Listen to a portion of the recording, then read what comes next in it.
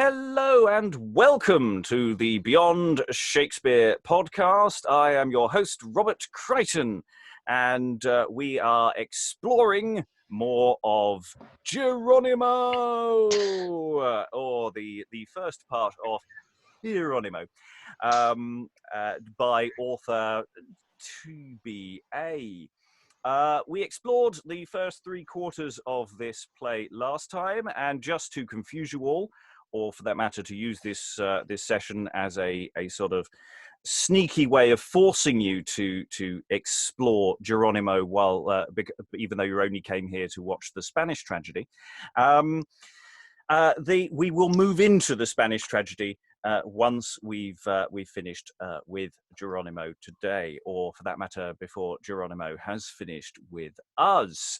We have a wonderful team of witnesses and readers to take us through the text today, some of whom were here yesterday, some of whom are all blissfully unaware of what the hell is going on, which is the way I like it, frankly. And so the team today are reading the part of Horatio is... Hi, I'm Alan Scott. I'm probably unlike most of the rest. I'm not a professional actor. And reading the part of Baltazar, spelt differently depending on which play, and in a little bit Villupo, is... Hi, I'm Sarah. I'm a writer, director and actor based in Germany. And reading in this play, Alexandro, and one of the generals is... Hi, my name's William Sutton, and I'm an actor based in Amsterdam. And reading in this play, Vollupo, that's not to be confused with Villupo, and also Lorenzo is... Liz, hi, I'm from North Devon. And reading another general, Rogero, Captain and Revenge, is... Hello, I'm Gloria Sanders. I'm an actor and I'm in lockdown in London. And reading the titular character themselves, the good old Jeronimo, or Heironimo, is... Helen Good, and I'm taking a break from working on Star Chamber to do some drama. Fabulous. And reading Andrea, I'm sure it's all going to go swimmingly for you, is... I'm Pamela. I'm an Irish actor based in London. And finally, reading Pedringano, Charon and a general is... Hi, I'm Tamara. I'm usually based in London, but currently in self-isolation with my mum in Germany. Okie dokie. Have I missed anyone out? I did go through everyone, didn't I? Apart I've been known yourself. to skip people occasionally. Okay, where the story so far... You didn't do yourself, Rob. I did mention who I was at the beginning. I did remember to do that for once. But I'm not reading anyone, he said, unless I've cocked up. I tried to make sure that I don't, I will be doing the stage directions, ladies and gentlemen. So the story so far, it's all kicking off between Spain and Portugal. Oh yeah, things are the ambassadorial skills of Andrea have borne fruit of a massive war. Okay. So we're basically that's pretty much where the action is and where we're going. I'm not going to try and explain who everybody is. Watch the previous video; it's all online. So, without further ado, enter Baltazar, Alexandro, Vollupo, Don Pedro with soldiers, drum, and colours. Come, valiant spirits, you peers of Portugal, that owe your lives, your faiths and services to set you free from base captivity. Oh, let our father's scandal ne'er be seen as a base blush upon our freeborn cheeks. Let all the tribute that proud Spain received of all those captive Portugals deceased turn into chaff and choke their insolence. Methinks no moiety, not one little thought of them whose servile acts live in their graves, but should raise spleens big as a cannon bullet within your bosoms. Oh, for honour, your country's reputation, your lives' freedom! Indeed, you're all that may be termed revenge. Now let your bloods be liberal as the sea, and all those wounds that you received of Spain, let theirs be equal to quit yours again. Speak, Portugals, are you resolved as I, to live like captives, or as freeborn die? Prince Balthazar, as you say, so say we. To die with honour, scorn captivity. Why, spoke like true Portugals indeed. I am assured of your forwardness. Now, Spain, sit firm. I'll make thy towers shake, and all that gold thou hadst from Portugal, which makes thy court melt in luxuriousness, I vow to have it treble at thy hands. Hark, Portugals, I hear their Spanish drum. March on and meet them. This must be the day that all they have received they back must pay. The Portugals march about. Come on, let's see you marching. Enter Heironimo, Andrea, Horatio, Lorenzo, Lord General, Rogero, and attendants with drum and colours. What? Are you braving us before we come? We'll be as shrill as you. Strike, larum, drum! That's a flourish on both sides. Thou inch of Spain, thou man, from thy hose downward scarce so much, thou very little longer than thy beard. Speak not such big words, they'll throw thee down.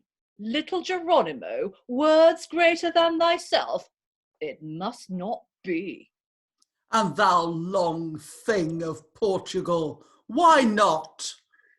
Thou, that art full as tall as an English gallows, upper beam and all, devourer of apparel, thou huge swallower, my hose will scarce make thee a standing collar. What? Have I almost quitted you? Have done. Oh, have done, impatient marshal. Spanish combatants, what? Do you set a little pygmy marshal to question with a prince? No, Prince Balthazar. I have desired him peace, that we might war. What, is the tribute money tendered yet? Tribute? What else?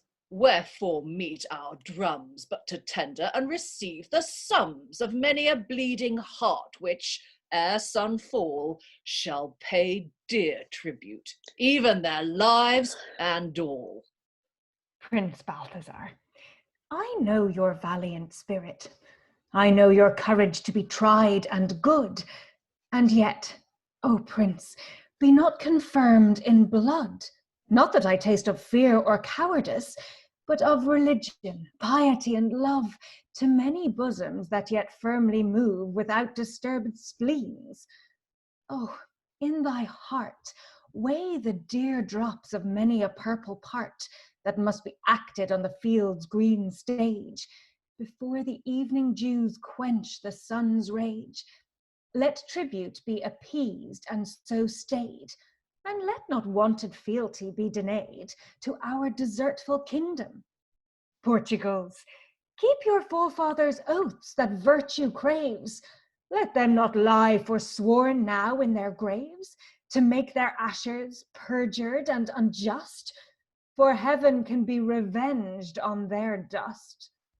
They swore to Spain, both for themselves and you, and will posterity prove their sires untrue?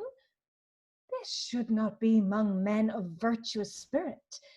Pay tribute thou, and receive peace and writ. Oh, virtuous coward! Oh, ignoble spirit, to term him coward for his virtuous merit. Coward? Nay, then, relentless rib of steel, what virtue cannot, thou shalt make him feel. Proud Alexandro, thou art mine.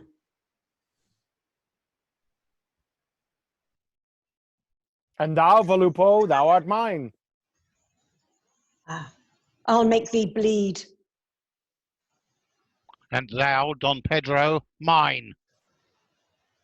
I care not whose, or thine, or all at once. I'll bind thee, Don Andrea, by thy honour, thy valiancy, and all that thou hold'st great, to meet me in single in the battle's heat, where I'll set down in characters on thy flesh 4 precious lines spoke by our father's mouth when first thou camest ambassador. These they are: 'tis said we shall not answer at next birth our father's faults in heaven, why then on earth? Which proves and shows that what they lost by base captivity, we may redeem with wonted valiancy. And to this crimson end our colours spread, our courages are new born, our valours bred. Therefore, Andrea, as thou tenderest fame, war's reputation, and a soldier's name, meet me. I will. Single me out. I shall. Do you the like? And you all, and we.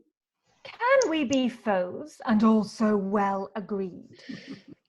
Why, man, in war there's bleeding amity, and he this day gives me the deepest wound, I'll call him brother. Then, Prince, call me so. To gain that name, I'll give the deepest blow. Nay then, if brotherhood by strokes come due, I hope, boy, thou wilt gain a brother too. Father, I doubt it not. Lord General, breathe, like your name, a general defiance against Portugal. Defiance to the Portugals! The like breathe our Lord General against the Spaniards. Defiance to the Spaniards! Now, cease words. I long to hear the music of clashed swords. Why, thou shalt hear it presently. They Quickly? offer to fight. Quickly then. Why now? Oh, stay, my lords, this will but breed a mutiny in the camp. I am all fire, Andrea. Art thou? Good. Why then, I'll quench thee, Prince, with thine own blood. Adieu. Adieu. Let's meet. 'Tis meet we did. Exeunt Portugals. Alexandro. Lorenzo, Vollupo, Rogero. Don Pedro. Horatio. Aye, Don Pedro, my boy shall meet thee.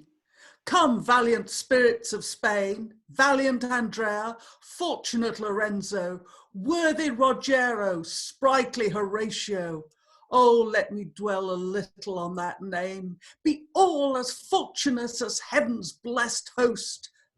But blame me not, I'd have Horatio most. Ride all conquerors when the fight is done, especially ride thee home. So, my son, so now kiss and embrace, come, come. I am war's tutor, strike, alarum, drum. Okay, I kind of wanted that one to play out because there's so many things going on there. We've got a repetition of short people jokes, which I really like Endless. yeah, they're really going for that. We've got a similar repeat of the Andrea Baltazar diplomacy game here. Of I love that they offer to fight. It's like they're standing there waiting for someone to stop them. You know, going, is everyone going to stop? Well, I Are we actually going to fight? Yes. And then that sort of wonderful Alexandro, Lorenzo, Vollupo, Rogero, Don Pedro, Horatio. I wonder if that just keeps going round. It's like in films when you have a crash zoom on people's faces looking at each other. And it just keeps going around the room, going, what are we doing now? What are we doing now? I don't know. I don't know. Is it a variant on soldiers from the left number? Yeah, it's that sort of game. Okay, so but there are bits in this which feel like quite serious. It's like Andrea suddenly learnt how to do diplomacy at one point. A bit late in the game, but and briefly. Yeah. So thoughts from the room. Let's start with those who are new to this this play. Liz and Pamela, any thoughts? Well, what you said, I think it's because I've read up to, well, into the Spanish tragedy, not all of it. And I think after the very funny bits, now the tone does tend to change here, I think.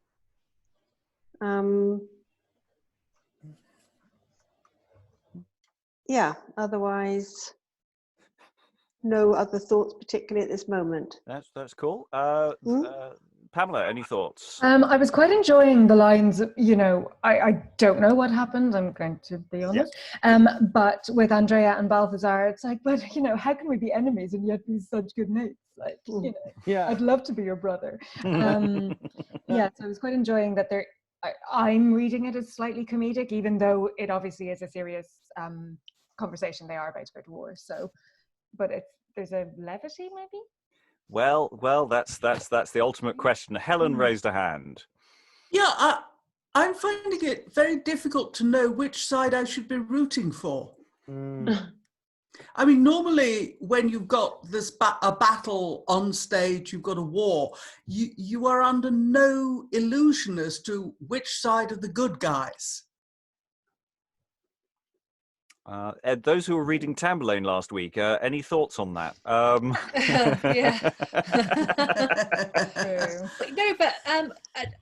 To back up what Helen said, I mean, yes, I know what you mean in terms of, well, we started off reading Tamburlaine at the beginning of last week. We were like, oh yes, Tamburlaine, he's quite good fun, he's a soldier, yeah, okay. And then obviously he by the end of it, we're like, oh my God, just stop, you evil man. But like, I don't think at any point in Tamburlaine, to be fair, we didn't not know who to root for. To begin with, we were rooting quite clearly for Tamburlaine. Then he starts, his character changes, he becomes more savage, and then we start rooting for other people as a result. But there is always a clear distinction, I think, even in Tamburlaine, even though it changes, there is still a distinction. But you kind of know who you want to root for, even if it's not the person you started off rooting for. But I agree with Helen, like, this is just like they're all just like, well, for the historians in the room, what's our relations, England's relations with Portugal at the time? Because I know we're not that keen on the Spanish. Is it we're just quite content for everybody to just slaughter each other, or do we have skin in the game? I forget where we are with Portugal at this point. Foreign affairs are not my thing, but as I understand it, Portugal was always an ally. Portugal was having a lot of trouble with Spain because the Portuguese monarchy had died out and the Spaniards took over. Didn't please the Portuguese very much. That's sort of how I felt it, but it doesn't feel like we're really rooting for either side, are we? No. We're sort of... And like Pamela said earlier, you do feel that actually, if they weren't at war, they'd all be having a picnic together. They'll all be like, oh yeah, you're a good man, let's go down the pub. They wouldn't, if they weren't actually on opposite sides, they'd all be, carousing and having a jolly time. Personally, I ship Balthazar and Andrea. I ship them quite hard, actually. I think if they weren't fighting each other, it's one of those things. I must admit, I'm just wondering whether what we're getting is proto-UK nationalism. Oh, look, let's take the mickey out of at least two lots of foreigners. Entirely possible, that. That's entirely possible. Any last thoughts about tone for this scene? Because we've got quite potential shifts here. Pamela was saying she wasn't quite sure whether it was supposed to be funny or not. Welcome to the play. It's just things like where Balthazar's like, let's meet, and Andrea's, 'tis meet we did. It's kind of, it sounds a bit comedic, even though. I think that's in the context of meet in battle. Turn it into single contest. Oh no, I understand that, but it's I guess just the rhythm of it and the kind of the repetition then to me was quite light, even though it is talking about battle. It's an odd place to have that kind of wordplay, isn't it? That's more of a sort of lovers sparring thing, whereas now we're like about to go to war, and yet they're still like doing a little pun, which is a little bit weird. And the very small martial jokes have become more vicious. Doesn't make them less funny though. True. I mean, and for that matter, height jokes as well. Just say you're enormously, big. Yeah. So you get the impression Balthazar is moderately rotund, and more grotesque. I think everybody seems to be getting more grotesque in certain angles. I was when I started reading that speech at the top, the opening speech where Balthazar is, rallying his men. I thought, oh, okay, we are getting into like tragic territory here. This is going to be a stirring speech. Bit Tamburlaine, he's going to, rouse his men and inspire them to spill blood. But then it's like the more you read him, I couldn't help it. Like he just started to become more comic because he's just an arse. He's just one of those big macho, like, yeah, look at my sword. And it's like I was trying to be quite serious with him, but I'm increasingly finding it difficult, and that's to do with how he's written, with what he says and the wordplay and the couplets and everything, really. Okay. I think we should move rapidly on to probably pretty much. We may stop and start a bit, but there's a lot of action occurring coming up now. So let's pile into it. I think kitchen cutlery at the ready as necessary. So after a long alarum. The Portugals and Spaniards meet. The Portugals are put to the worst. Enter Heironimo Solus. Oh, valiant boy, struck with a giant's arm, his sword so falls upon the Portugals as he would slice them out like oranges and squeeze their bloods out. Oh, abundant joy! Never had father a more happier boy. Exit Heironimo. Enter Balthazar and a soldier. Can you not find Don Andrea forth? Oh, for a voice shriller than all the trumpets to pierce Andrea's ears through the hot army. Go search again. Bring him or ne'er return. Exit soldier.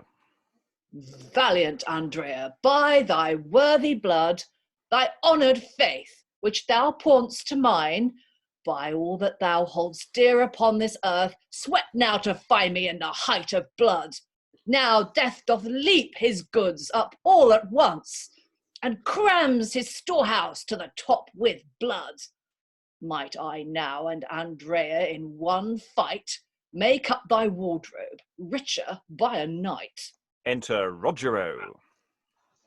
Vollupo! No, but a better. Pox on it! Pies on it! What luck is this? But sir, you part not so. Whate'er you be, I'll have a bout with you. Content. This is joy mixed with spite, to miss a lord and meet a prince in fight. Come meet me, sir. Just halfway. I'll meet thee with my sword. They fight.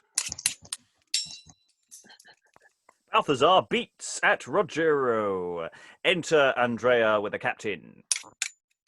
Where might I find this valorous Balthazar, this fierce, courageous prince, a noble worthy, made of the ribs of Mars and fortitude? He promised to meet fair and single me out of the misty battle. Did you search the left wing for him? Speak. We did, my lord. And could he not be found? Not in that wing, my lord. Why, this would vex the resolution of a suffering spleen. Prince Balthazar, Portugal's valiant heir, the glory of our foe, the heart of courage, the very soul of true nobility. I call thee by thy right name. Answer me. Go, captain, pass the left wing squadron high. Mingle yourself again amidst the army. Pray sweat to find him out. Exit captain. This place I'll keep. Now wounds are wide and blood is very deep. 'Tis now about the heavy tread of battle. Soldiers drop down as thick as if death mowed them. As scythe-men trim the long-haired ruffian fields, so fast they fall, so fast to fate life yields. Enter Balthazar. I have sweat much and cannot find him. Andrea! Prince Balthazar! Oh, lucky minute. Oh, long wished for hour. Are you remembered, Don, of a daring message and a proud attempt? You braved me, Don, within my father's court. I think I did. This sword shall lash you for it. Alas, war knows I am too proud a scholar grown now to be lashed with steel. Had I not known my strength and courage, it had been easy then to have me borne upon the backs of men. But now I'm sorry. Prince, you come too late. That were proud steel, if faith, that should do that. I can hold no longer. Come, let's see which of our strengths is stronger. Mine, for a wager. Thine? What wagers say? I hold 3 wounds to 1. Content I lay, but you shall keep stakes then. Nay, I'll trust you, for you're a prince.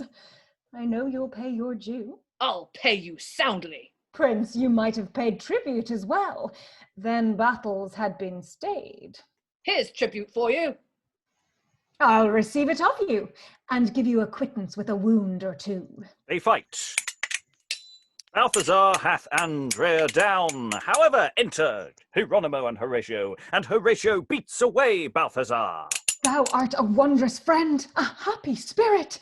I owe thee now my life. Couldst thou inherit within my bosom all I have is thine, for by this act I hold thy arm divine. Are you not wounded? Let me search and see. No, my dear self, for I was blessed by thee, else his unpitying sword had cleft my heart, had not Horatio played some angel's part. Come, happy mortal, let me rank by thee, then am I sure no star will threaten me. Let's to the battle once more. We may meet this haughty prince and wound him at our feet. And we'll just briefly pause there. It's a busy old little sequence. Balthazar seems fatter and sweatier at every moment. I'm not going to possibly comment as to who he's starting to remind me very, very strongly of, especially with pox on it, pies on it. I'm not too happy with pies on it. I really feel it should be piss on it. Okay. Let's be fair. We can't be 100% certain how close this is. I like piss on it. I think that works. And there could be minor errors like that. Are very plausible. Until I've got a better edition to work from. That's a good point. I'm just wondering about the tone of Andrea's speeches, because some of the bits almost felt to me like he was being very, very sarcastic, rather than the way, if you read it absolutely straight, then he's bigging up Balthazar, and I almost get the feeling that it's maybe could be played as being, this fierce, courageous prince, a noble worthy. You the logic. Yeah, we're doing a cold read, so we don't really know where our intentions are yet. That's a good point, that we've got other angles, that their sort of love-hate relationship could be more hate and more contempt, and we've been looking at it one way. Thoughts on that, Gloria? I'm going to just ask. I'm very confused. So who knows and can tell me? Balthazar is which? Portugal or Spain? Portugal. He's the Dauphin of Portugal, effectively. And Andrea is Spanish. Spain. Yeah, Spanish ambassador. The very successful Spanish ambassador. And Balthazar, yeah, he's so good at his job. We know this. But Balthazar has been searching Andrea out for to fight him. Yeah. Yes. When he was at court, being ambassador really successfully, the king told him to get stuffed, and then he and Balthazar got into this contretemps, which this is the continuation of. And yeah, it's interesting because Rogero gets beaten in, but he's not dead. So what some of these fight means, because I don't think anyone's technically died yet. We're just having some fights, and it's all quite ineffectual. There has been no your actual death apart from that minor murder in yesterday. They seem to be taking a break from time to time. For a quick fag. Yeah. Sucking on oranges. I think we'll just crack on a little bit more, and because we'll see where tone goes in a moment. Because re-enter Rogero and Alexandro in their shirts with poleaxes. So macho. Yes, here. Oh, got it. Vollupo! Oh. Hey? Oh No. Enter Rogero, art thou true valiant, I think is where we are. Page 34. Excited. Page 34. I got way too excited with my poleaxe. It's easy to do. I've still got a poleaxe. Art thou true valiant? Hast thou no coat of proof girt to thy loins? Art thou true loyal? I'll be Alexandro too. Oh, I apologise. No, Alexandro's William. Oh, oh, yes, it is. Sorry. Why, look, witness the naked truth upon my breast. Come, let's meet, and break our haughty skulls down to our feet. And they fight. And Alexandro beats in Rogero. Enter Lorenzo and Dom Pedro at one door, and Alexandro and Rogero at another door. Lorenzo kills Dom Pedro. And Alexandro kills Rogero. Enter at one door Andrea, at another door Don Balthazar. Oh, another door Balthazar. Oh me ill stead, valiant Rogero slain. Oh, my sad fates, Don Pedro weltering in his gore. Oh, I could meet Andrea now my blood's a tiptoe. This hand and sword should melt him. Valiant Don Pedro. Worthy Rogero, sure 'twas multitudes that made thee stoop to death. One Portugal could ne'er o'erwhelm thee in such crimson streams, and no mean blood shall quit it, Balthazar, Prince Balthazar. Andrea, we meet in blood now. Aye, in valiant blood of Don Rogero's shedding, and each drop is worth 1,000 Portugals. I'll top thy head for that ambitious word. You cannot, Prince, see a revengeful sword waves o'er my head. Another over mine. Let them both meet. In crimson tinctures shine. They fight. And Andrea hath Balthazar down. Enter Portugals and relieve Balthazar and kill Andrea. Oh, I am slain. Help me, Horatio. Oh, sorry, there's more. You don't just die. My foes are base and slay me cowardly. Farewell, dearest belle Imperia. Yet herein joy is mingled with sad breath. I keep her favor longer than my breath. He dies. Sound alarum. Andrea slain and Prince Balthazar vaunting on him. Vaunt, vaunt, vaunt. Enter Heironimo, Horatio, and Lord General. My other soul, my bosom, my heart's friend. Oh, my Andrea slain. I'll have the price of him in princely blood. Prince Balthazar, my sword shall strike true strains and fetch Andrea's ransom forth thy veins. Lord General, drive them hence while I make war. Hath war made thee so impudent and young? My sword shall give correction to thy tongue. Correct thy rascals, Prince. Thou correct him. Lug with him, boy. Honours in blood best swim. They fight and breathe afresh. So young and valorous. This arm ne'er met so strong a courage and so green a set. If thou be'st valiant, cease these idle words, and let revenge hang on our glittering swords. With this, proud prince, the haughty Balthazar. Horatio has Prince Balthazar down. Then enter Lorenzo and seizes his weapon. Hands off, Lorenzo. Touch not my prisoner. He's my prisoner. I seized his weapons first. O base renown, 'tis easy to seize those whom force laid down. My lance first threw him from his warlike steed. Thy lance, Lorenzo. Now by my beard you lie. Well, my lord, to you a while I tender my whole prisoner. Horatio, you tender me part of mine own, you know. Well, peace, with my blood dispense, until my liege shall end the difference. Lorenzo, thou dost boast of base renown. Why, I could whip all these with their hose down. Speak, prince, to whether dost thou yield? The vanquished yields to both. To you the first. O abject prince, what, dost thou yield to two?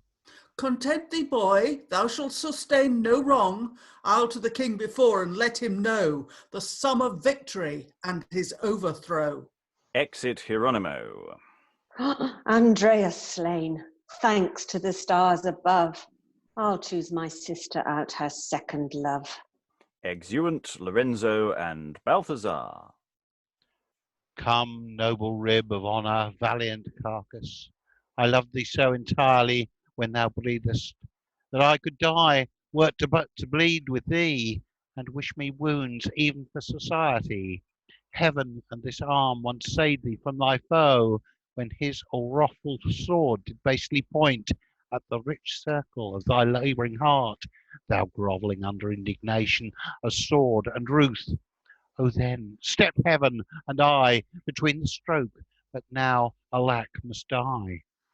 Since so the powers above have writ it down in marble leaves that death is mortal crown. Come then, my friend, in purple I will bear thee to my private tent, and then prepare an honoured funeral for thy melting corse. He takes his scarf and ties it about his arm. This scarf I'll wear in memory of our souls, and of our mutual loves. Here, I'll wind it. As full as often as I think on thee, I'll kiss this little ensign, this soft banner, smeared with foes' bloods, all for the master's honour. Alas, I pity Bel Imperia's eyes. Just at this instant, her heart sinks and dies. Exit Horatio, carrying Andrea on his back. Enter Heironimo solo. My boy adds treble comfort to my age. His share is greatest in the victory. The Portugals are slain and put to flight by Spaniards' force, most by Horatio's might. I'll to the Spanish tents to see my son, give him my blessing, and then all is done. Enter two dragging of ensigns, then the funeral of Andrea. Next, Horatio and Lorenzo leading Prince Balthazar captive. Then the Lord General with others mourning. A great cry within, all together now. Charon! A boat, a boat! A boat! Then enter Charon and the ghost of Andrea. Oh, my lords, see, Don Andrea's ghost salutes me. See, embraces me. It is your love that shapes this apprehension. Do you not see him plainly, lords? Now he would kiss my cheek. Oh, my pale friend, wert thou anything but a ghost, I could love thee. See, he points at his own hearse. Mark all, as if he did rejoice at funeral. Revenge, give tongue freedom to paint her part, to thank Horatio and commend his heart. No, you'll blab secrets then. By Charon's boat I will not. I will not revenge. Nay, you shall not therefore pass secrets in that's an error on the script. I apologise there. That should be revenges 4 lines. So by Charon's boat. Go back to by Charon's boat again, please. By Charon's boat I will not. Nay, you shall not therefore pass Secrets in hell are locked with doors of brass. Use action if you will, but not in voice. Your friend conceives in signs how you rejoice. See, he points to have us forward on. A pretty rest. It shall be done, sweet Don. Oh, now he's vanished. Sound trumpets and a peal of ordnance. I am a happy ghost. Revenge, my passage now cannot be crossed. Come, Charon, come, hell's sculler, waft me o'er your sable streams, which look like molten pitch. My funeral rites are made, my hearse hung rich. Exeunt ghost and revenge, a great noise. Charon, a boat! Charon! Charon! Oh, Who calls so loud on Charon? Indeed, 'tis such a time the truth to tell, I never want a fare to pass to hell. Exeunt. Sound a flourish. Enter marching Horatio and Lorenzo, leading Prince Baltazar, Lord General Villupo, and Casimiro with followers. These honoured rites and worthy duties spent upon the funeral of Andrea's dust, those once his valiant ashes, march we now homeward with victory to crown Spain's brow. the day is ours, and joy yields happy treasure, set on to Spain in most triumphant measure. Exeunt. Enter Heironimo solus. For God, I've just missed them. Huh? Soft, Jeronimo, thou hast more friends to take leave of. Look well about thee. Embrace them and take friendly leave. My arms are of the shortest. Let your loves pierce them out. You are welcome all, as I am a gentleman. For my son's sake, grant me a man at least. At least I am. So, good night, Gentiles all, for I hope there's ne'er a Jew among you all, and so I leave you. And on that party political broadcast from the Labour Party, Ooh. Wow. sorry.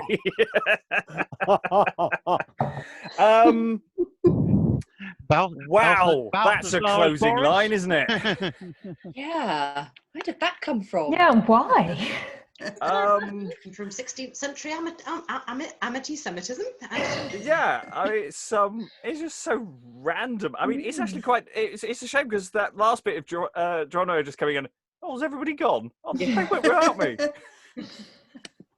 And then noticing the audience for the first time. Yeah, it's a nice closer actually. Apart from the actual closer. Wow. Should it be kind Gentiles rather than kind gentles? Yeah, I think that probably so- is. There's a couple of bits here where I'm worrying about the text because some of that action in the very last scene feels very upside down and back to front. I wonder about what's happened there. That's very interesting. I don't think we need to worry. I think it is No. both gentles and Gentiles.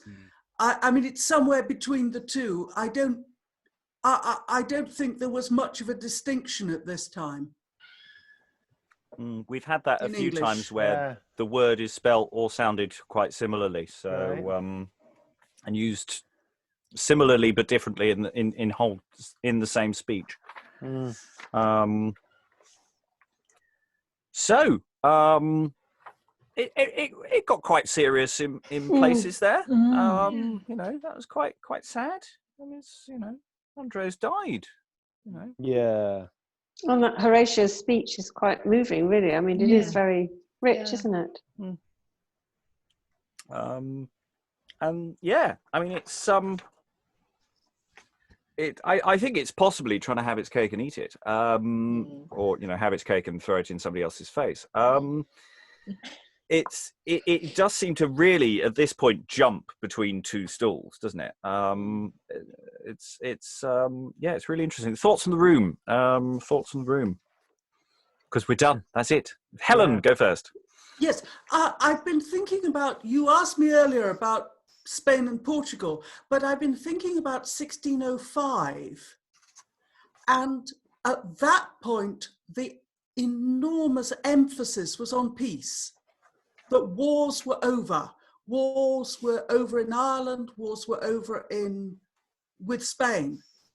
And the entire emphasis was on wars having been a bad thing, and we are now going to have this wonderful time of peace. Obviously, that's a time at which people put on plays about war.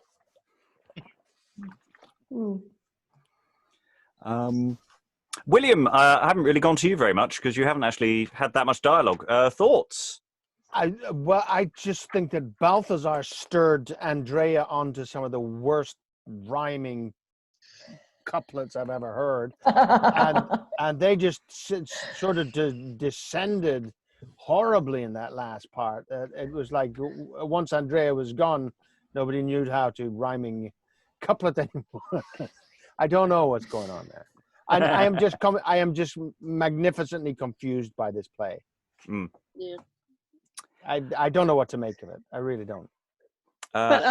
Yeah, go Liz. No, I was going to say what I said earlier about the Monty Python aspect. I think we're very influenced by it, that when we see lines which may not have been meant to be funny, you can't help but read them in that way. I mean, maybe they were not supposed to be humorous at all, but it's just you've got the image of the Knights of Ni and come back here and I'll cut your head off. It's yes, I can quite see why. I felt the same thing at the beginning. It's just what's going on here. This is hilarious. Okay. I think, does anyone have anything new as opposed to what we said the other day? Because otherwise we will do the transition, and I will give a little exposition on the thoughts that there are about this play while we do that. Any additional thoughts? Well, I kind of cheated in that I know somebody who's putting together the complete works of Kyd. Yeah, he told me a little bit yesterday, but I'm waiting for what you're going to say afterwards. Right, so once upon a time, according to Henslow's diary, we have variously titled plays, and this is where we leap back to Sarah's comment, which I'm delighted that she made yesterday and today, of this being the Spanish comedy. And in Henslow's diary, there is explicitly Spain's comedy Don Horatio.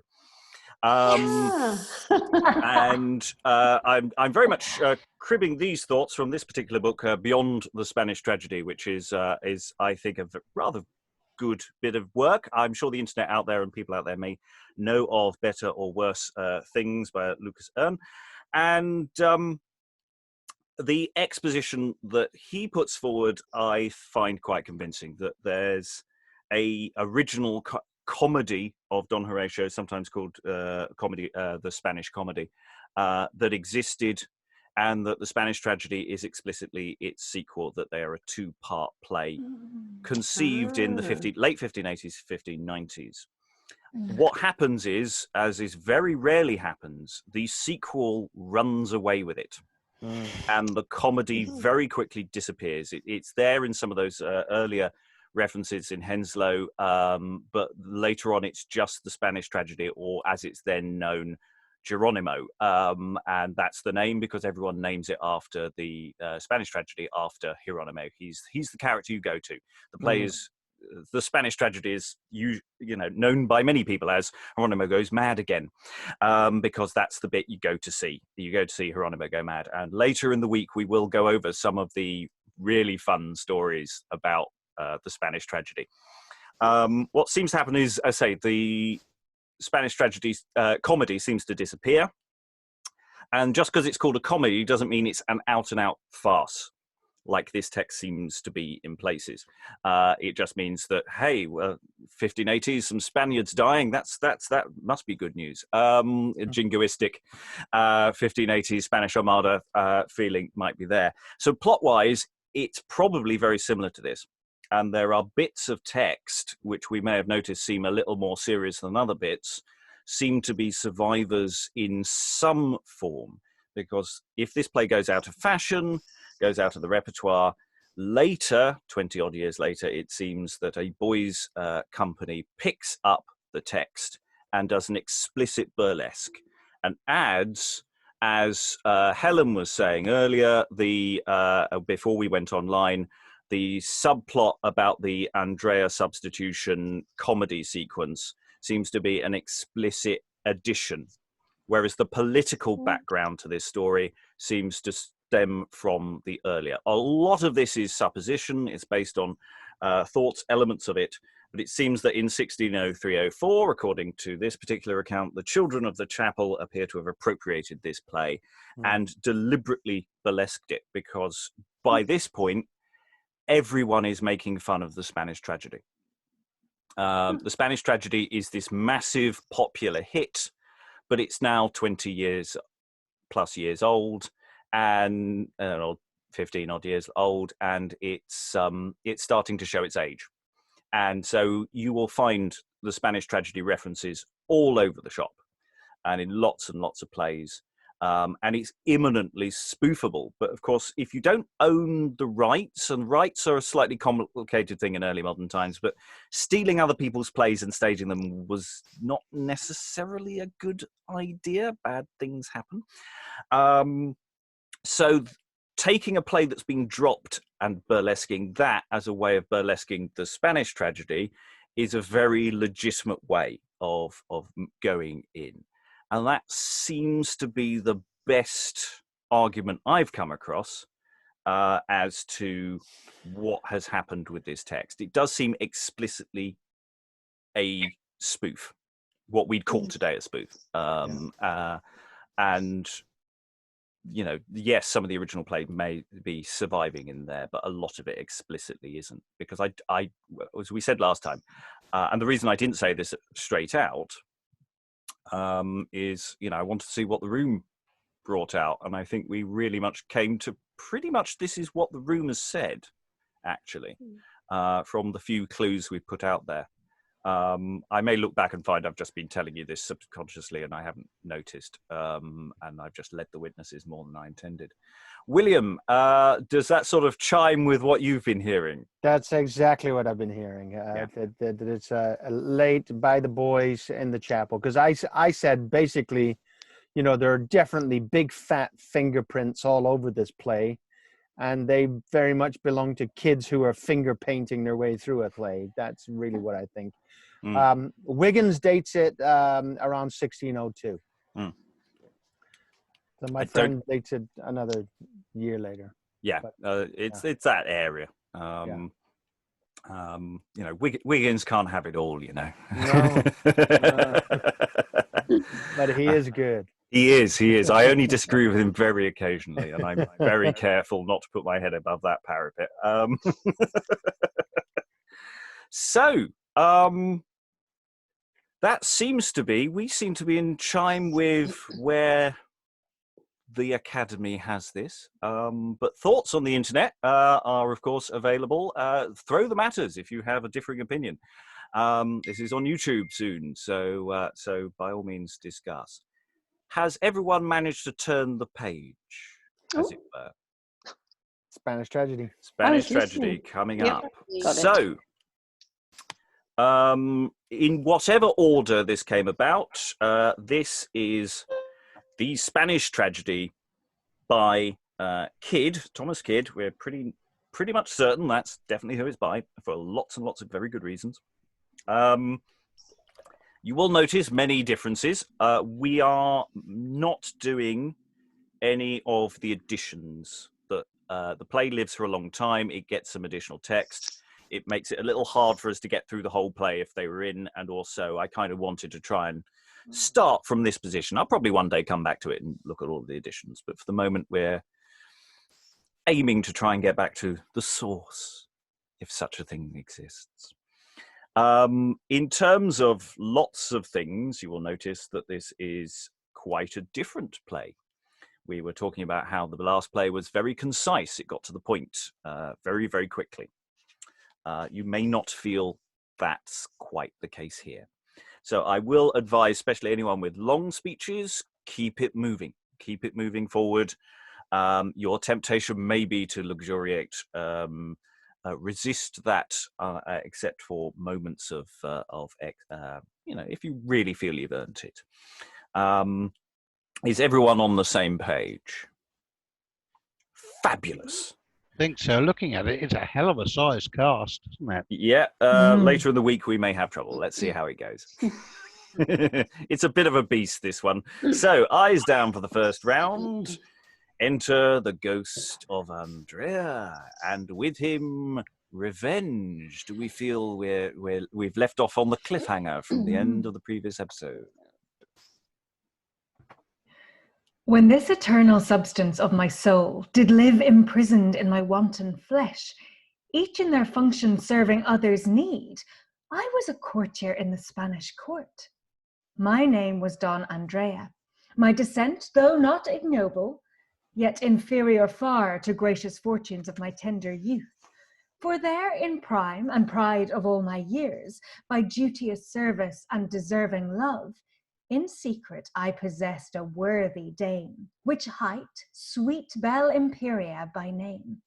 But in the harvest of my summer joys, death's winter nipped the blossoms of my bliss, forcing divorce betwixt my love and me.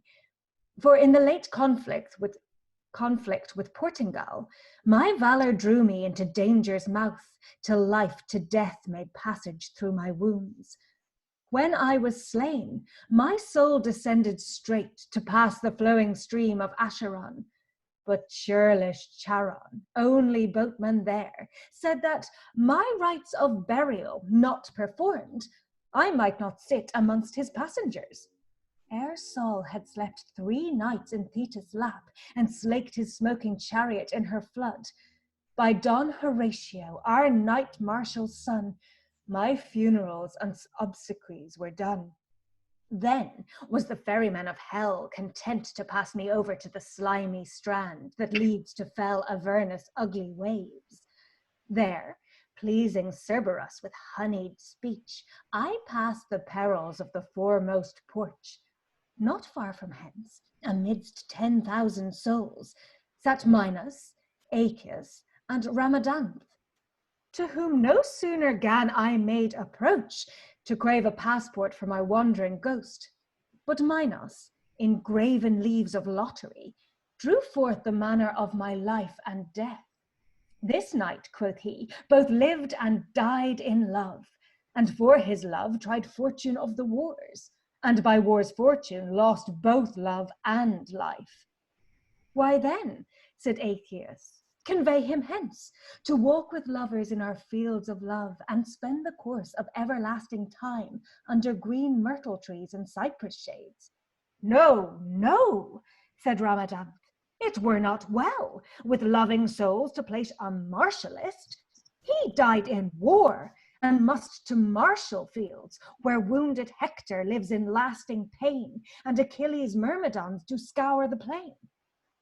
Then Minos, mildest censor of the 3, made this device to end the difference.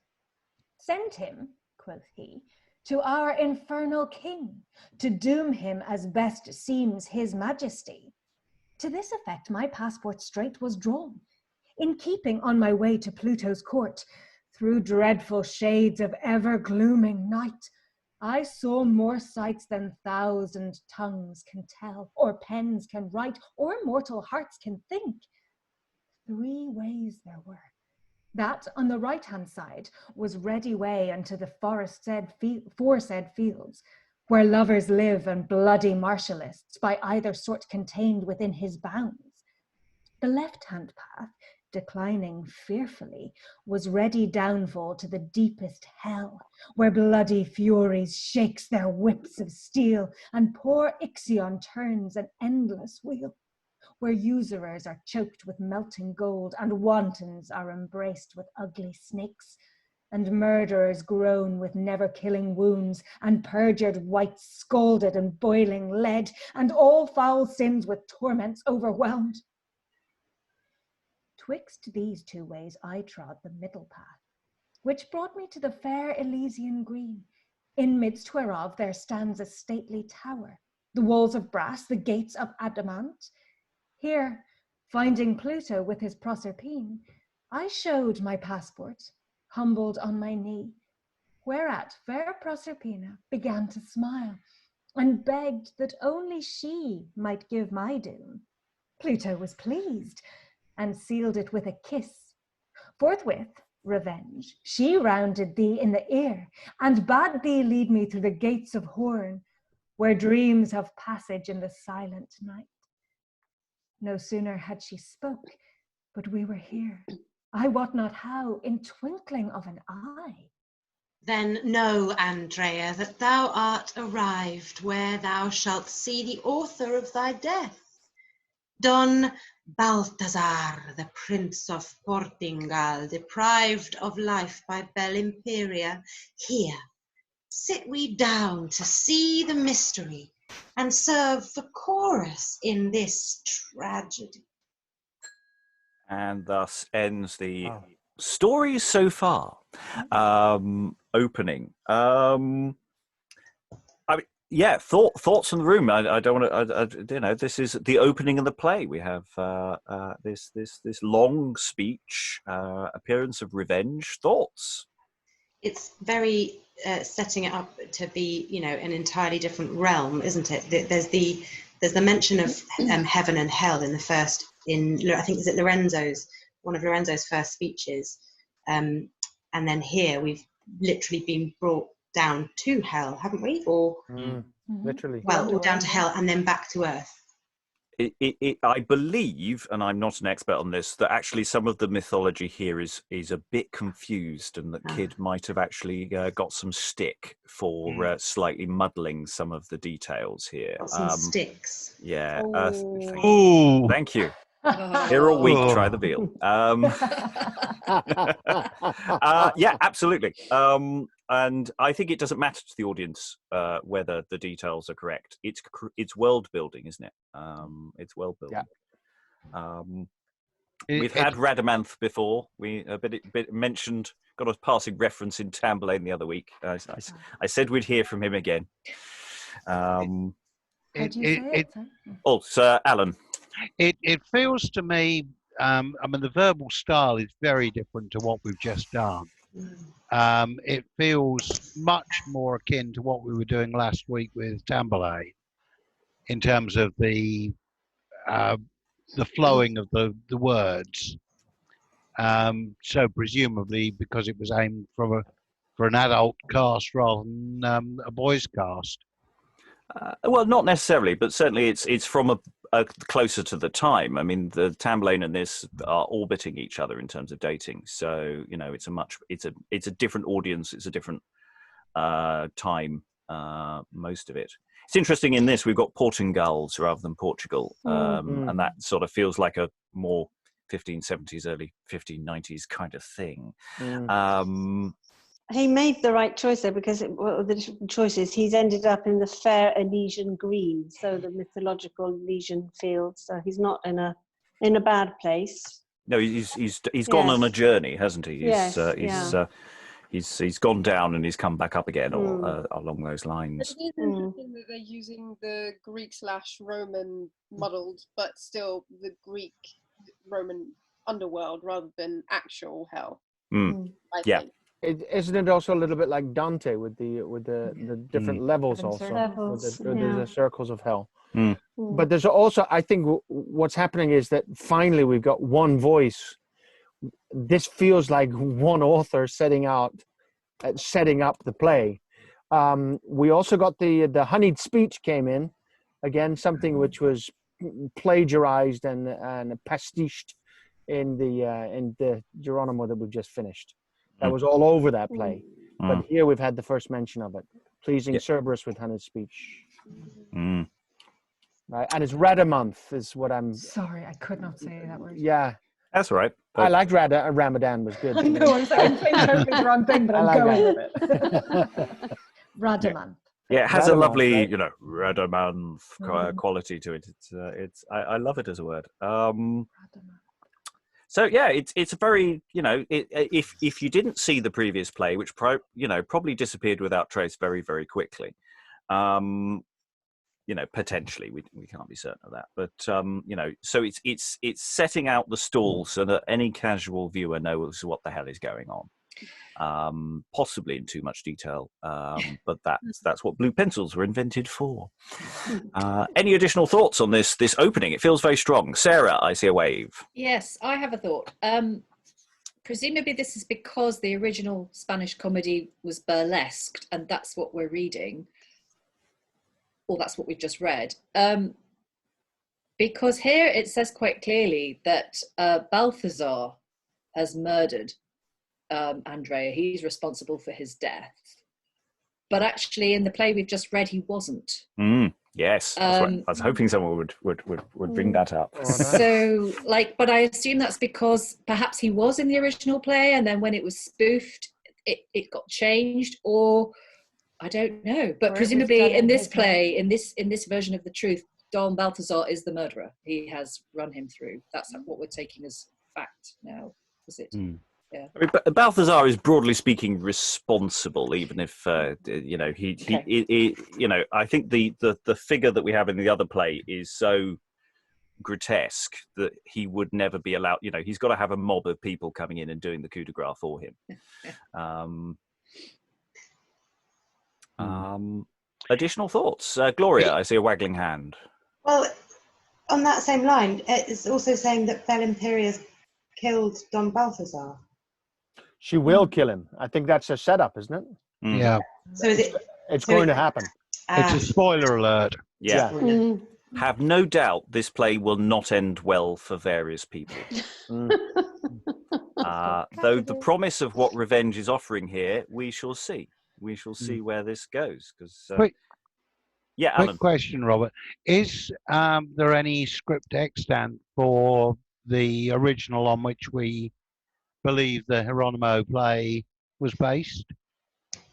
We've got nothing earlier on the Heironimo play now. That's what we got.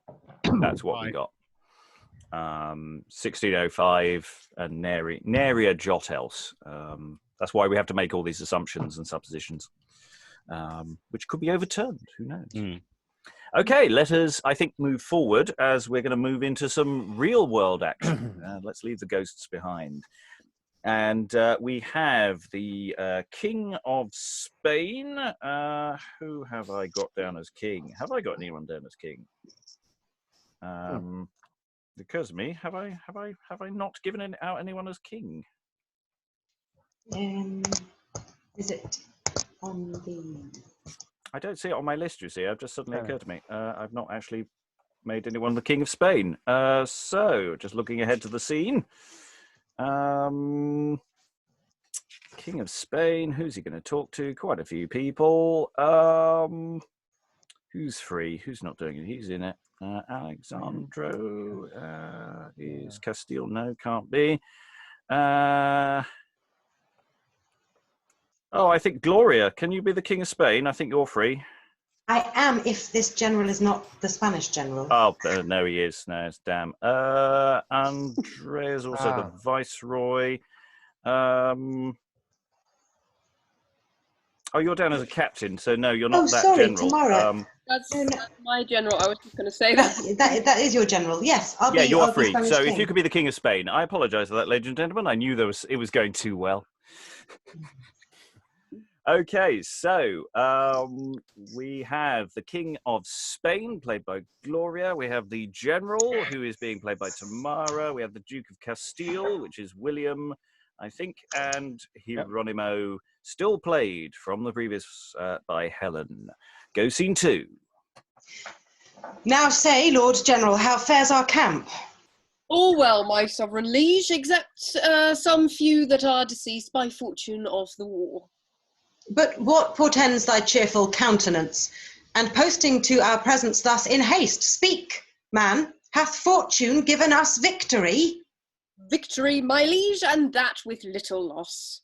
Our Portingals will pay us tribute then. Tribute and wanted homage therewithal. Then blessed be heaven and guider of the heavens, from whose fair influence such justice flows. O multum delecte Deo, tibi militat aether, et conjurate curvato poplite gentis succumbunt, recti soror est victoria juris. Thanks to my loving brother of Castile. But, General, unfold in brief discourse your form of battle and your war's success, that, adding all the pleasure of thy news unto the height of former happiness, with deeper wage and greater dignity, we may reward thy blissful chivalry.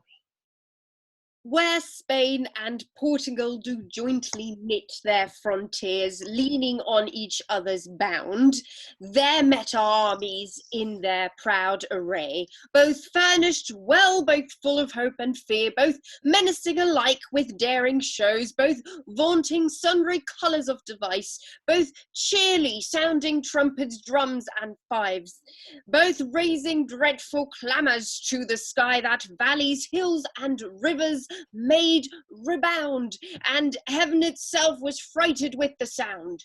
Our battles both were pitched in squadron form, each corner strongly fenced with wings of shot, but ere we joined and came to push of pike, I brought a squadron of our readiest shot from out our rearward to begin the fight. They brought another wing to encounter us. Meanwhile, our ordnance played on either side, and captains strove to have their valours tried. Don Pedro, our chief horseman's colonel, did with his cornet bravely make attempt to break the order of our battle ranks. But Don Rogero, worthy man of war, marched forth against him with our musketeers, and stopped the malice of his fell approach. While they maintain hot skirmish to and fro, both battles join and fall to handy blows, their violent shot resembling the ocean's rage, when roaring loud and with a swelling tide it beats upon the rampiers of huge rocks, and gapes to swallow neighbour bounding lands.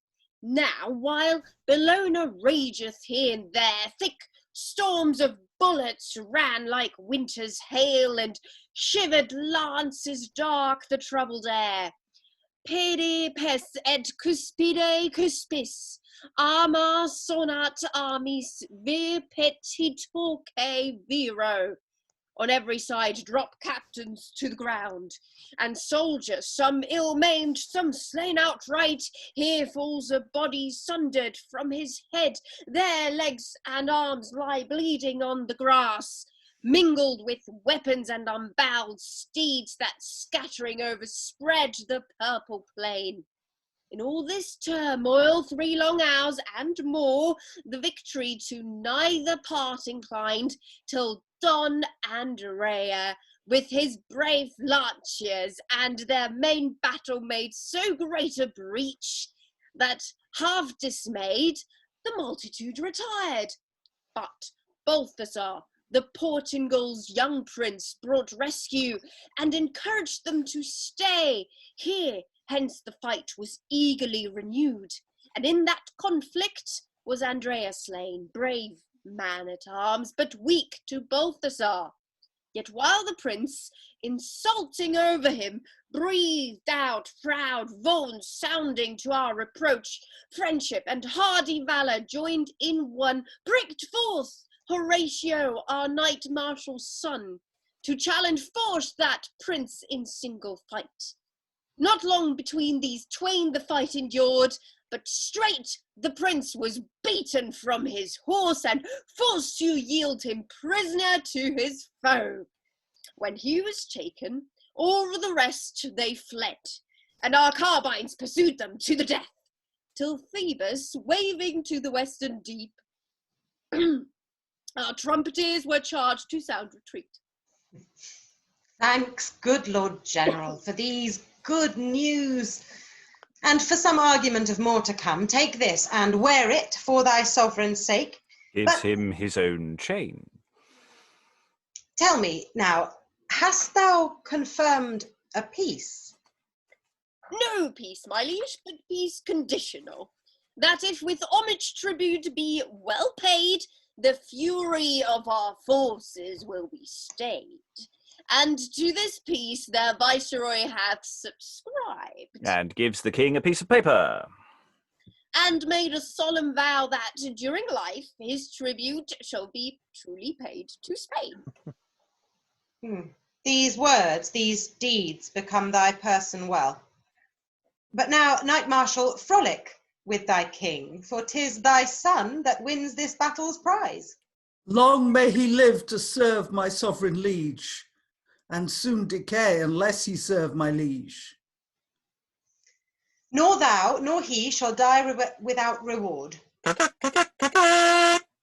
What means the warning of this trumpet's sound? This tells me that your grace's men of war, such as war's fortune have rescued from death, come marching on towards your royal seat to show themselves before your majesty. For so I gave in charge at my depart, whereby by demonstration shall appear that all, except 300 or few more, are safe returned and by their foes enriched. And we'll just pause there. The king is about to see the army entering. A bit more info dumping going on here in a slightly different way. Some interesting relationships coming up. It seems moderately accurate to what we saw in the previous play. There's a really interesting detail that leapt out at me, that having killed Andrea, that Baltazar insulting over him, because there's a very specific stage direction in the previous play of him vaulting over him. Yeah. And so that looks like that's a bit of detail that has been comicized, as it were, in the burlesque version, but which seems to be a piece of action that people is definitely there, and that really leapt out at me. Don Rogero, do they mention what happens to him? Did he get a? Yeah, he's said to be quite warlike. Stopped the malice. Worthy man of war. It doesn't say he Stop the malice died. of his It doesn't say he dies. No, I was just checking the cast list to see if he pops up later, but I don't see him. No. Retired. So I think we can confirm he's dead. He died twice, effectively, in the last play. So nice to see. Nice to see. Interesting how people are sort of quoting, throwing some quotes out there. We've got the Latin bits, which are quite interesting. I mean, they're basically just sort of the first one's sort of a general praise to God, and the second one's sort of describing people in the melee of battle, but they seem to be direct quotes from something that they're throwing in. I don't know if it matters to the audience whether you know what the hell they're saying. Did anyone feel that lack? No. No, it just seems like that's part of the language of that court. I mention it in passing because I think language may be an interesting and important element to this text. We shall see. Helen's hand. Yes, I on behalf of my character Heironimo, I may say, who is this general and why is he doing all the talking and not me? I'm the marshal. I mean, so far there haven't been any short jokes, but nevertheless, I am feeling disrespected here. Respect Heironimo's authority. Oh gosh. Well, I have to say, if I were directing this, and depending whether the general does much later on, I probably would just substitute the lines to reduce the car size. I'd probably do that, unless it's a very important character note for later on that you are being sidelined for a reason. Yes. But yeah, I think that's a really good point, Heironimo. Why is Heironimo not making this great? Well, I think you've got a clue actually. Then a couple of speeches on from where we've got to. Because Heironimo is speaking in a very different tone. I mean, I can almost see the general speech as done by Melchett. You know, with that sort of bluster. It's such a Whereas I great think, description. Heironimo is a more nuanced character. That's an interesting thought. Yes, talking about the general, how did you feel? Because that's quite a set piece speech, by the way. Well done. Yeah, that was awesome. Awesome effort. Honestly, I just had fun with it because effectively it's this is what happened and it was so cool. And I just to pick up on the point about why it's not Heironimo, I mean it's a tiny little line, but I wonder if part of it is the whole Horatio, who is so strong and warlike and brilliant and everything, and he's so brave and valor and all of that I mentioned that it comes from somebody else might be a thing. Yep. Yes, that's good. That's good. Yeah. So he's not praising himself. He's so he's not praising himself, his own son. It's literally somebody else who's going, oh my god, this guy. But yeah, it does sound like one of those very blustery sort of generals from Blackadder even. Or like on YouTube, if you're a YouTuber, there's a guy called Man of Recaps. And he basically recaps entire series, like with a popular series like Game of Thrones or whatever. If you've missed the previous season or it was just so long ago that you can't remember, you can watch him and he'll literally condense into like a minute and a half the entire previous season. Right. And it's quite funny, but it's also like a tour de force, and he just barely pauses for breath and he just goes on. And your general really reminded me of Man of Recaps. It was like he recapped the whole of the previous play into like a minute. I should also mention at this point, I'm sorry, William, I seem to have basically given you almost bugger all to say this day. I'm sorry, I thought Castile said more, and you got a few lines of Latin. I'm sort of going, General saying all this stuff. I'm sorry, I've totally disproportionately distributed today. I apologise. Right. You can play Heironimo tomorrow, right? Ooh. That's a promise. It comes around. It's a circle of life.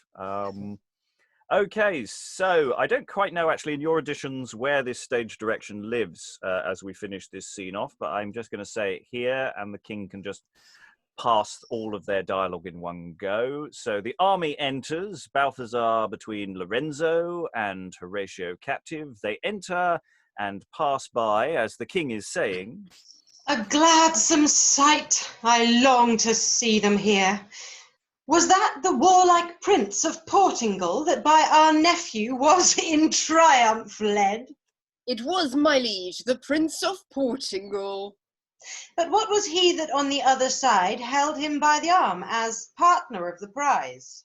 "That was my son, my gracious sovereign, of whom, though from his tender infancy my loving thoughts did never hope but well, he never pleased his father's eyes till now, nor filled my heart with overcloying joys."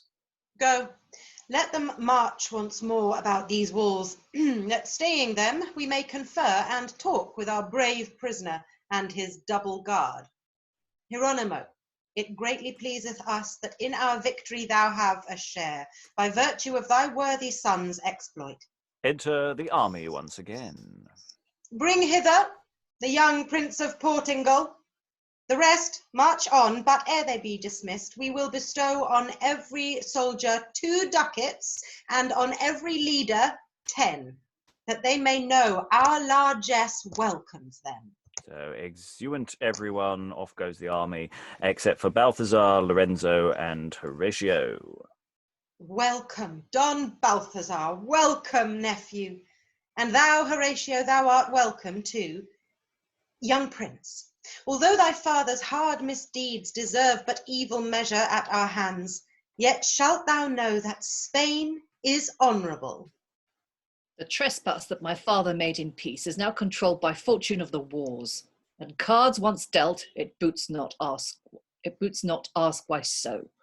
His men are slain, a weakening to his realm, his colours seized a blot unto his name, his son distressed a corsive to his heart. These punishments may clear his late offence.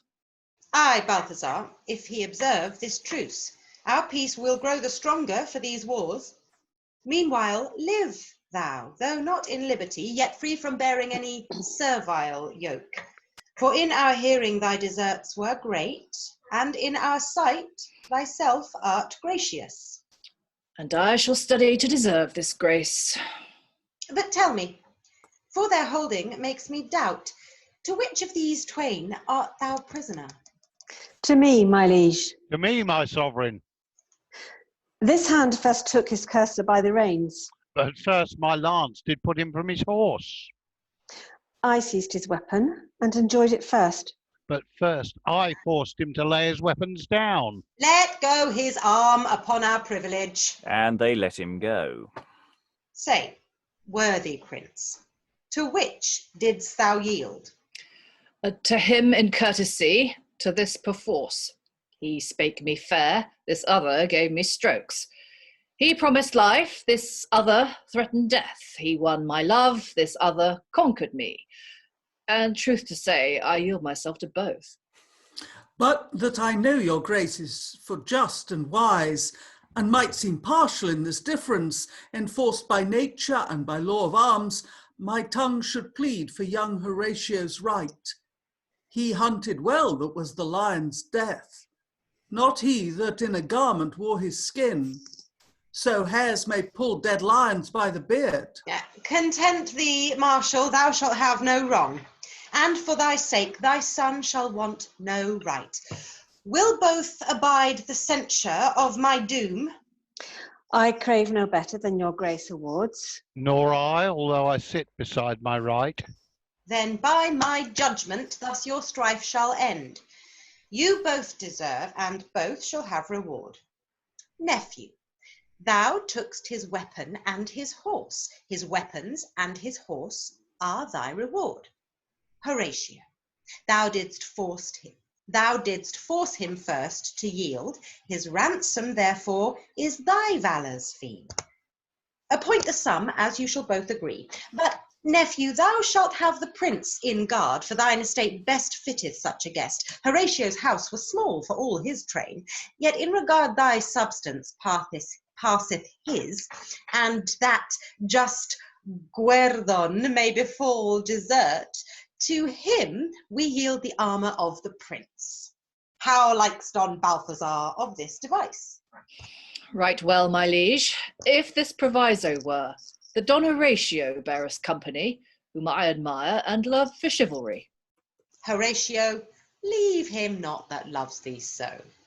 Now let us hence to see our soldiers paid, and feast our prisoner as our friendly guest. So we have this choice of who captured who, similar to what happened in the previous play, though with added horse. And do we sense that this choice may come back to haunt? It seems like a very fair decision, but it seems a bit fiddly and complicated to me. Let's see. Heironimo talking about lions here. There's no badgers mentioned, but there's a similar phraseology to the first play with that line about badgers and lions. The badger feeds not till the lion is served. Yeah, I'm just wondering if there's just a little echo there. There's That's another what I'm little thinking. echo as well, which is the processing army going around in circles. And we had that mention of that they process, and I'm wondering whether there's as much as in the first one, as much a spoof of general battle things where armies just wander around for a bit and go back and forth, and whether that's that, or whether there's an element of that in here. Ooh. Well, that was interesting. Sorry. Yes. Are we all still here? Did we lose anyone? Yes. No, that was me. I don't know why the phone went. Sorry. Pamela's muted at the moment, by the way. Oh yeah, I think is aware. So the scene is sort of tidying up where the battle is left. We know there's been a battle, and now we've got some prisoners. Thoughts about this scene now that we've finished it? Just to come back once again on why it was the general and not Heironimo. Yeah. This is a reason why Heironimo wasn't speaking up, because he's going over this particular situation still. How to present it. Because, you know, it's quite unfair. I think it's unfair, but yeah. And I think you're right. It's going to come back. You don't think it was the right judgment? I don't think it was the right judgment. I'm struggling a bit with whether Lorenzo's character is radically different to how he was portrayed in the previous piece.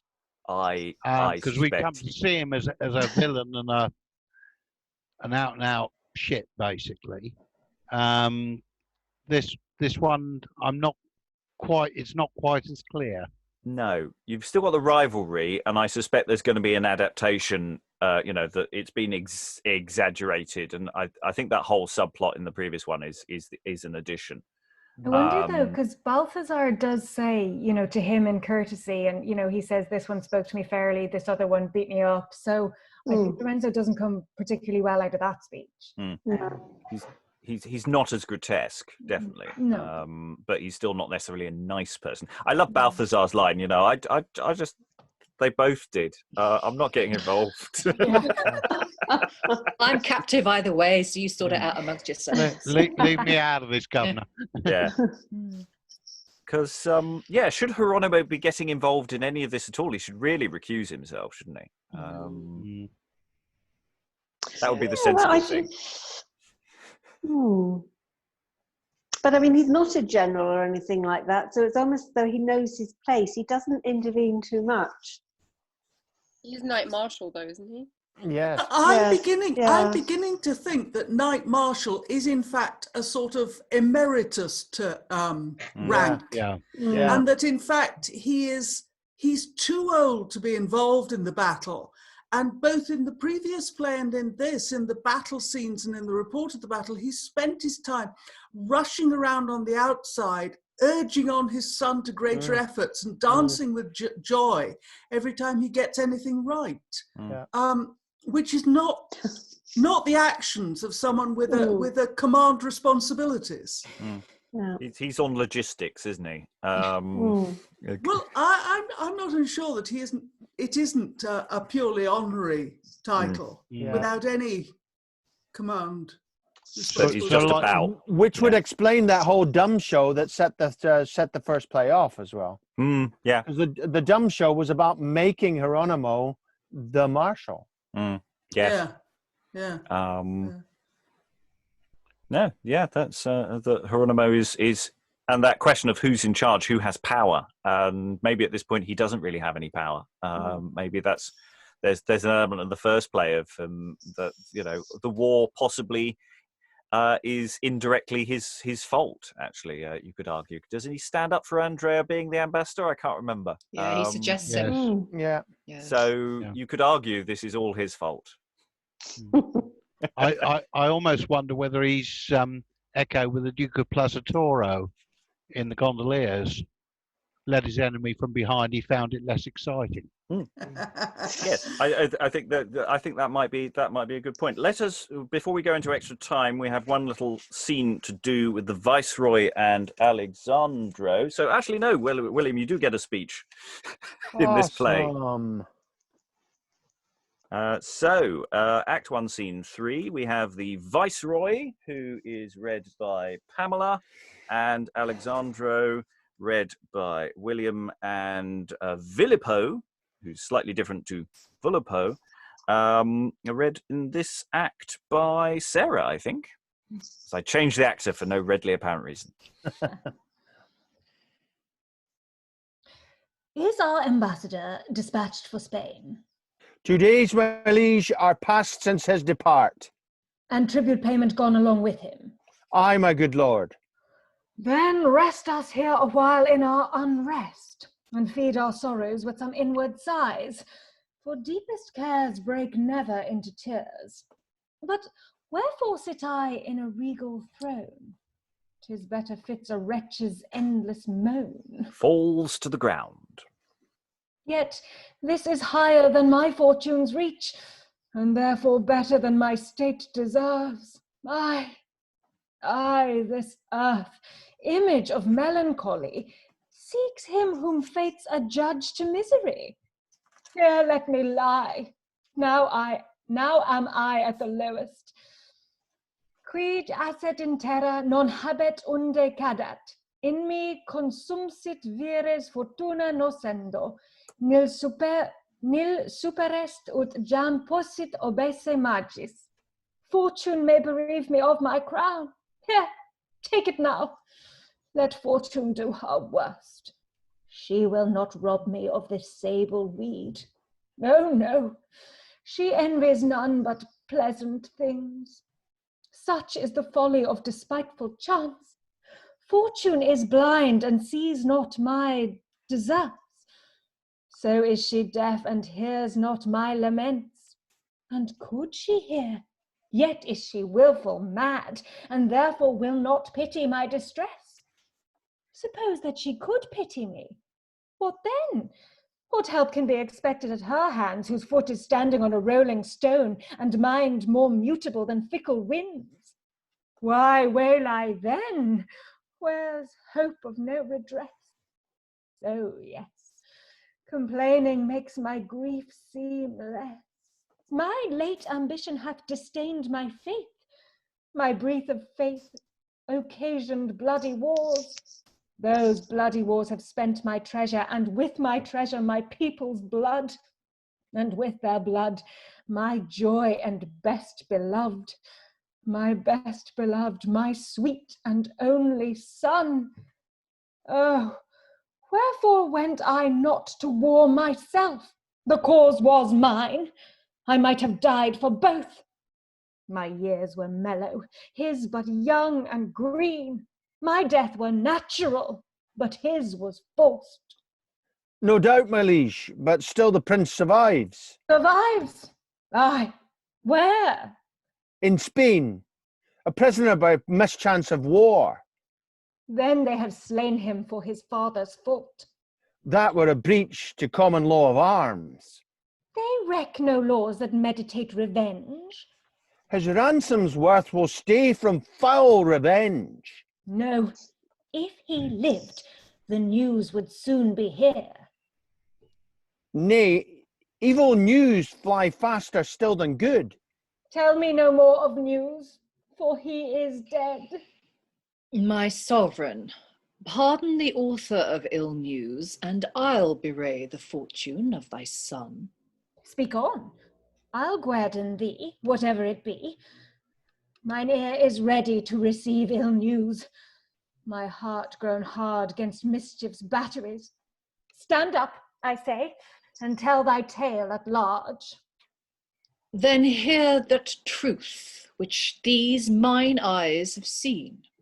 When both the armies were in battle joined, Don Balthazar, amidst the thickest troops, to win renown did wondrous feats of arms. Amongst the rest I saw him, hand to hand, in single fight with their Lord General. Till Alexandro, that here counterfeits under the colour of a duteous friend, discharged his pistol at the prince's back, and though he would have slain their general, but therewithal Don Balthazar fell down. And when he fell, then we began to fly. But had he lived, the day had sure been ours. Oh, wicked forgery! Oh, traitorous miscreant! Hold thy peace. But now, Vollupo, say, where then became the carcass of my son? I saw them drag it to the Spanish tents. Aye, aye, my nightly dreams have told me this. Thou false, unkind, unthankful, traitorous beast! Wherein hath Balthazar offended thee, that thou shouldst thus betray him to our foes? Was't Spanish gold that bleared thine eyes? Was't Spanish gold that bleared so thine eyes, that thou couldst see no part of our deserts? Perchance, because thou art Tessira's lord, thou hadst some hope to wear this diadem. If first my son and then myself were slain, oh, but thy ambitious thought shall break thy neck. Aye, this was it that made thee spill his blood. And he takes the crown and then puts it back on again. But I'll now wear it till thy blood be spilt. Vouchsafe, dread sovereign, to hear me speak. Away with him. His sight is second hell. Keep him till we determine of his death. If Balthazar be dead, he shall not live. Exeunt attendants with Alexandro. Off they go. Bye-bye. Villupo, follow us for thy reward. And exit the Viceroy. Thus have I, with an envious forged tale, deceived the king, betrayed mine enemy, and hope for guerdon of my villainy. I have a thought. We were wondering about the subplot in the previous play feeling sort of out of step with the play, and I'm just wondering whether this little bit of betrayal has been sort of slightly appropriated. Because they had that scene after the murder where there was this little turnaround and said, take him off and make sure he doesn't speak. I'm just wondering if there's a little echo here of this little scenette. This little weird court betrayal in finding a scapegoat. That does feel that way. I don't know if that's going too far, but it's just it felt like something interesting there. There's that sense of he's this court intrigue. This is Portugal's. It's a complicated court system over there. They're really battling it out, aren't they? Some good woe is me stuff from the King of the Viceroy of Portugal. He was a bit sad.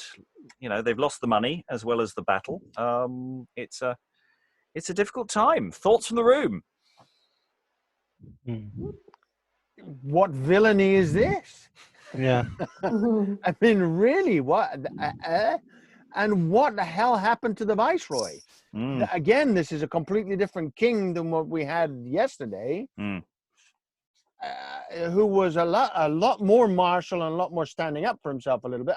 His son took over a little bit very quickly, but this weepy is almost like Dickie too, really, at the moment. Am I allowed to say that? No, but never mind. But you know what I mean? It's a different thing, and I think we can assume that these two plays are going to diverge more and more as we go. That it's doing a different political game because they seem they have just lost, so you can understand why people are repositioning themselves. This is disaster management, isn't it? And he'd lost the crown, basically. That's why he takes back the crown, but he had lost the crown. He's not a king anymore. He's a viceroy. Yes, but there's a lot. Yeah, they're there at the sufferance of their overlords now, aren't they? They've lost everything. So who wanted to? Yes. Sorry, Gloria. The Viceroy's speech. It's I know it's not meant to be comic, but the fact that he sort of grieves for his son, which obviously isn't comic. I think the speech is. I think it's quite beautiful. But then, so he's going through all the grief, but then Alexandro says, "Oh no, he's alive." So it's sort of it's as though obviously I don't know. This speech had they wanted it in. The writer wanted to put this in. But for whatever reason, it's almost it's not a wasted grief, but it doesn't necessarily need to happen, does it? It's an ineffectual grief, isn't it? Sorry, Rob. Yeah, no, go. Yeah. He reminded me slightly of my CTs from last week. He just, he was a little bit like dithery and like ineffectual. Yes. Yeah. I mean, I think the thing is that. Obviously, the thing about the Spanish tragedy is it is imminently spoofable. It goes to extremes. And so this is an extreme speech full of O's and opportunities for an actor to chew the scenery if they want to. And I think that's the playing style. As fashions changed, it's very easy to tip over. And that's the thing. I think with this play, we definitely have to resist the temptation. We have to, see the best in this text, and especially within its context. That doesn't mean that there isn't a little bit of, if not, outward humour, but that sense that the Viceroy's grief seems excessive, and that's fine. He falls to the ground. The court around him is saying, "No, look, we can still politic. We can still do things. We can still betray," and someone sees this as an opportunity to betray someone else because he's not thinking. The Viceroy is clearly is lost, so someone takes advantage. Was there any kind of forewarning that Vollupo would do this to Alex? We've not seen Alexandro before, have we? No, I think, didn't we have Alexandro before? Alexandro wasn't he in the last play? Yeah, I think it was. So He was quite valiant, I seem to recall, and not too ridiculous. Alexandro, Yeah, yes. Alexandro was in there. You played him, Sarah. So did I? Yeah. Okay. Okay. It was obviously memorable. He was very valiant and not at all ridiculous. I think there's also the problem with any court where there's quite a few extended characters who have quite similar names that some of them will blur, especially as we're reading them this way, and we don't have, and we are changing parts around. So I think that's understandable. I don't think it matters. I don't think it matters that I think it's just to set up Villupo as a bit dodgy. We'll see where that goes. I'm sure it's going to go somewhere. Yeah. One text question, the word guerdon. Oh, yes. Good. Came up 3 or 4 times. And it's not a word I'm familiar with. Yes. Guild, kind of. It's like It's a reward, isn't I it? think. It's reward, yes, it is literally a reward. Fine. Yes. Okay, thanks for that. Well, we should. I should do this more often. Is actually do the definition thing for the listeners at home. Helen, you were saying something. It's more often Gurdon rather than the E doesn't normally appear in it. Exactly. It's just Gurdon. Yeah. There is a slight typo in the Latin, the Viceroy's Latin. Oh, yeah. It's qui jacet in terra, who lies in earth. All right. Not Lovely. Quid I will make a note. jacet. Makes more sense. Yeah, and it's interesting. The Latin there is very much that's very much in the dialogue in English as well. So it is more of just a reiteration, I think, than the earlier Latin bits. But it does seem that we're going to be dropping some Latin bombs on people quite a lot. And how does one manage that with a modern audience? I think so far it doesn't matter. I'm not feeling like I'm being distanced in the wrong way by this. Okay, we're sort of into extra time now, so it's very much a case of wrapping up where we're at. I think let's focus on the Spanish tragedy itself. We've had 3 scenes in. How are we feeling about this entertainment that we've just, it's only been 10, 15 minutes or so since the house lights went down. How do we feel? Good. Want to know more? Yeah. I mean, it's an interesting contrast, I think. And to a certain extent, we've got to unlearn some of the things that we maybe thought we learned from the previous. Yes. Yeah. It's just not just tonally, taking this, on face value, but also that some of the accounts will now differ, and there will be more details that will not quite match for reasons that we may unfold. But I have to say, I found this a really fascinating exercise, doing the one after the other. I'm quite glad we did it. Yeah. And maybe a future group will get the chance of just looking at it in its own right, in isolation. Coming back to the question of the Latin tags, if it was a playhouse play, how many of the groundlings would actually have picked up on it? Well, that's where the question of how much of it is already in the rest of the orbiting text. I mean, that seems to be a thing. You've got it repeated effectively. It's a good question. Thoughts, those who, any idea how much Latin people in the populace would know? I mean, I don't know about general population, but if there was Catholics in the audience, they would, because Mass would have been in Latin at the time. I don't know if that... Well, you're some 30 years after the Reformation. Reformation and supposedly the suppression of the Catholic, the Catholic Ah, but they'd Mass. come back. They'd come back. 1580s, you couldn't throw a stick without hitting a Jesuit. I thought that was a compulsory exercise. Ah, yes, popular. In my day, we used to play, tossing a stick to find a Jesuit. Yes, it was a popular pastime. But also the schools taught Latin. Yeah. They didn't teach, English wasn't taught as a subject. Mathematics, you had to go to and find a private tutor. Foreign languages, you went and found yourself a private tutor, or you talked to someone whose language it was. The schools taught Latin. So anybody who had been to school would be stuffed with Latin tags. And in London, over at Holywell, was a gathering place for grammar school boys where they would actually of an afternoon have debates, which they would do, and it would be competing schools going against one another. So there would be enough of the Latin out there and being used that people would recognize it. Whether they understood it or not is a different story altogether. I would say the majority not, but the grammar schools had been busy for the last 40 years or so, and that's indeed a steady diet, almost 8 hours a day, translating Latin into English, back into Latin.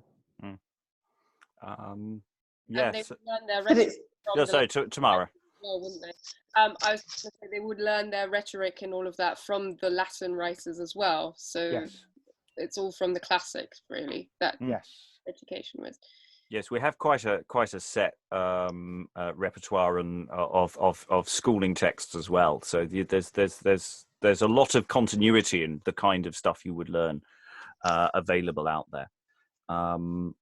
Okay, any definite, because I do need to wrap up now before we go into housekeeping. Any last thoughts before we go next time into the rest of Act 1, into Act 2, maybe even skirting on the outskirts of Act 3? Act 3 will take a long time to pass because Act 3 is effectively Act 3 and 4. There is no Act 5. Act 3 is basically 2 acts squished together. It's an interesting layout question for later. I'm hearing no additional thoughts. Everyone's exhausted with this changing of genres. It's exhausting. So I will say thank you very much to all the readers today. We will be back with more from the Spanish tragedy. Thank you very much and goodbye. Goodbye.